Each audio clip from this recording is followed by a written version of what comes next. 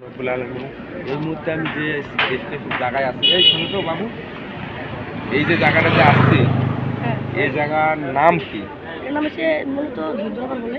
ধরধরার পর জায়গার নাম ধরধরার পর। এই দেখেন, আমরা আছি বাঙালি, আমাদের ক্রিয়েটিভি বেশি। বিভিন্ন স্থানে বিভিন্ন জায়গার আছে, যেমন হচ্ছে বোদা বোদা থানা, এইটা যেমন হচ্ছে কি ধরধরার পর। তাহলে তোমাদের হচ্ছে ইয়ার নাম কি, মানে ইউনিয়নের নাম কি? আমাদের ইউনিয়নের নাম হচ্ছে চওড়া ইউনিয়ন, চ টলিবাড়ি ইউনিয়ন। তলিবাড়ি ইউনিয়ন। আর হচ্ছে উপজেলা উপজেলা হচ্ছে আপনার নীলফামারী। নীলফামারী উপজেলা। তাহলে মূলত জায়গার নাম হচ্ছে হ্যাঁ, আমরা ধুরধুরাপাড় বলে থাকি। ধুতরার পর বলে থাকে। ধুতরার পর এখানে বলতে একটা রাইস মিল আছে। মানে এই যে ধুতরার পর বলতে হচ্ছে, ধুতরার পর বললেই সবাই চেনে। হ্যাঁ, চিনি।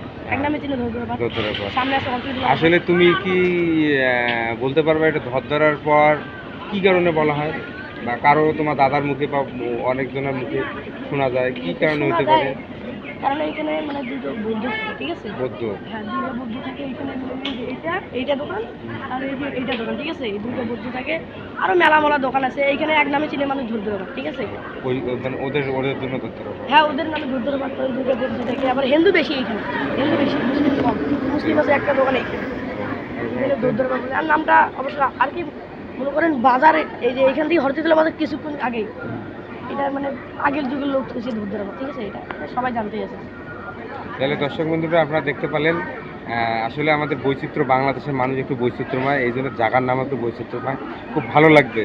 আমাদের উত্তর অঞ্চলে আরও অনেক অনেক জায়গা আছে যে নামগুলা অন্যরকম শোনা যায়, কিন্তু ভালো লাগে। যেমন আমাদের এলাকায় আছে গাঠিয়ার মোড়, তারপর হচ্ছে চৌকিদারের মোড়, ঠিক আছে? সবাই ভালো থাকবেন, আল্লাহ হাফেজ।